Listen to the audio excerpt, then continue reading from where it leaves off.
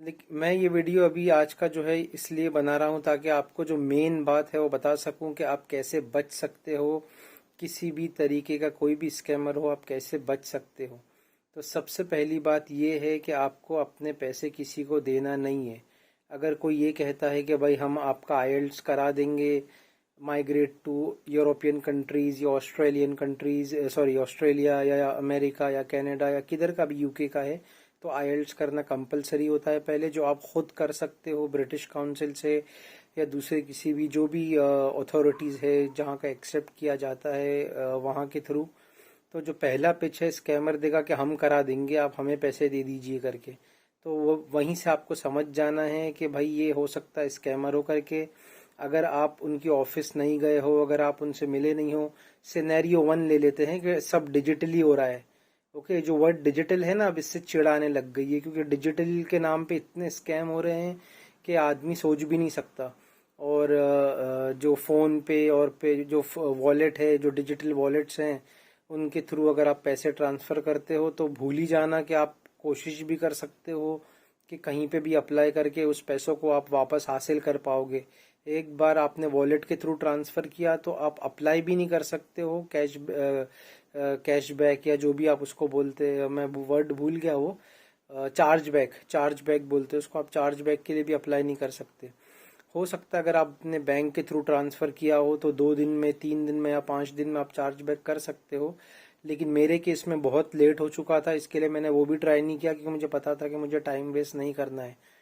और दूसरी बात ये कहूँगा कि अगर सिनेरियो टू ले लेते हैं, जहाँ पे आप किसी एजेंसी के थ्रू गए, आपने ऑफिस भी देख लिया, वो आपको कह रहा है कि भाई आप 25,000 पहले भर दीजिए, उसके बाद हम आपको आगे का प्रोसेस बताएंगे, हम आपका जो है रेज्यूमे असेसमेंट का 3,000 भरो और उसके बाद 25,000 आपको एडवांस भरना पड़ेगा। तो वो आपकी मर्जी है, आपका रिस्क है।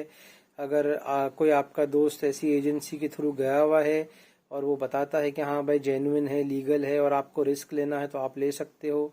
लेकिन डिपेंड्स कि आप किस पोजीशन पे हो। अगर आप इस पोजीशन पे हो कि आप 2 साल लोन चलने वाली है, 1 साल की लोन होने वाली है, तो मैं तो यही कहूँगा कि आप रिस्क मत लीजिए, क्योंकि पता चला कि आपके पैसे भी डूब गए और बाद में जो आपकी लोन है वो भी कट रही है, घर में भी तकलीफ हो रही है।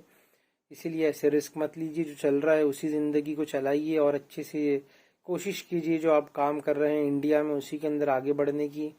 और ज़्यादातर जो है आजकल बहुत ज़्यादा स्कैमर्स हो गए हैं, जेन्युइन रिसोर्सेज या जेन्युइन सोर्सेज बहुत कम है ऑस्ट्रेलिया, यूके, कनाडा जाने के लिए। और आपको ढूंढना है जेन्युइन, तो आपके जो दोस्त या जो भी गए हैं, आप उनके थ्रू कर सकते हो ये चीज़ कि भाई तू कैसा गया मुझे बता, मुझे भी आना है करके। और अक्सर जो लोग वहाँ जाते हैं वो गुमनाम हो जाते हैं। या तो आपकी हेल्प कोई बहुत अच्छा बंदा रहा तो कर देगा, वरना वो वहाँ जाके आपका फ़ोन भी नहीं उठाएगा, रिप्लाई भी नहीं देगा, और बस आप इंतज़ार में ही रहोगे यार कि ये पहुँच गया, मुझे भी जाना है करके। स्टूडेंट वीज़ा के लिए काफ़ी इजी है, डायरेक्ट यूनिवर्सिटी से कांटेक्ट कर लीजिए, वो लोग आपके ईमेल का रिप्लाई दे देते हैं।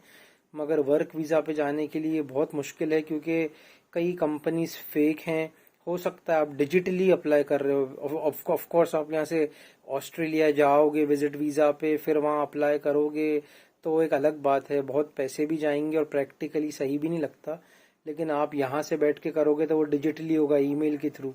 और किसी को पता नहीं कि जो कंपनी है, अगर वो रेप्यूटेड नहीं है, छोटी मोटी कंपनी आप ट्राई कर रहे हो और वो आपको बोलती है कि हाँ भाई हम स्पॉन्सर करेंगे, मगर आप ये पेमेंट कीजिए, वो पेमेंट कीजिए, डॉक्यूमेंट्स का ही सही, visa fees, visa processing fees, documentation fees, तो कितना जेन्युइन है, आपके पैसे ट्रांसफ़र करने के बाद वहाँ से कुछ रिप्लाई आने भी वाला है या नहीं, किसी को कुछ नहीं पता। इसीलिए ऐसा रिस्क मत लीजिए। मैंने लिया क्योंकि मेरे पास कोई ऑप्शन नहीं था। मैं ऑलरेडी 36 ईयर्स ओल्ड हूँ, ये मेरे लाइफ का लास्ट चांस था और मुझे पता था कि इसके बाद मैं कोई चांस ट्राई नहीं करने वाला कहीं पे भी, चाहे दुबई हो या कहीं पे भी हो। क्योंकि 36 के बाद यहाँ से कहीं और जाना और फिर पता चला वहाँ 4 साल 6 साल स्पेंड करने के बाद अगर मुझे यहाँ पे वापस आना पड़ रहा है, तो 42 44 में नया जॉब इंडिया में आके ढूंढो, वो ज़्यादा चैलेंजिंग हो जाएगा मेरे लिए। इसीलिए मैं 36 में ही ट्राई कर रहा था कि भाई वहाँ पे सेटल होने का कुछ होता है तो हो जाए, बहुत अच्छा है, नहीं होता है तो यहीं पे करूँगा करके। और मैं जो 56,000 का स्कैम हुआ वो मैं अफोर्ड कर सकता था। 2 साल की लोन है मेरी, इंशाल्लाह 2 साल में ख़त्म हो जाएगी। और लोन भी पहले नीयत नहीं थी मेरी लोन की, लेकिन वो हो गई क्योंकि फ्रॉड हो गया। वरना मैं मुझे लगा भाई मैं पहली सैलरी मिलेगी तो मैं उसको चुका दूंगा और लोन ख़त्म हो जाएगी करके, जिसे हम अर्ली पे ऑफ कहते हैं।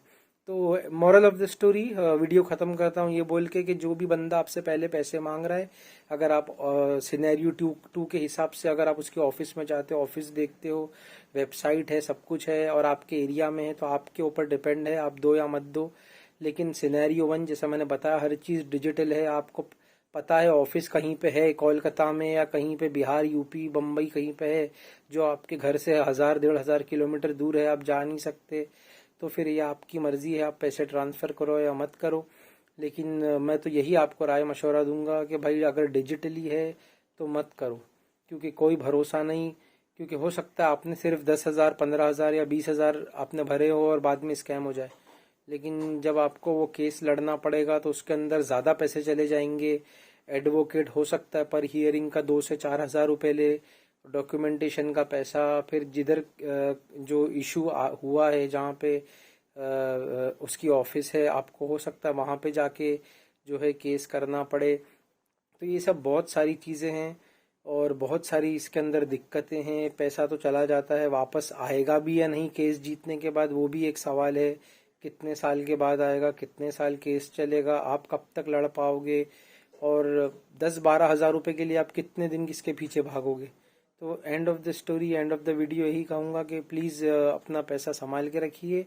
और जाना ही है तो आपके जो दोस्त जो माइग्रेट कर चुके हैं उनके थ्रू कीजिए, ताकि अगर वो जेन्युइन है तो उनके थ्रू कीजिए, ताकि आपका पैसा सेफ हैंड्स में रहे। और ये आपका डिसीजन है, मैं आपसे नहीं कह रहा कि आप ये सब करिए, ये आपकी मर्जी है।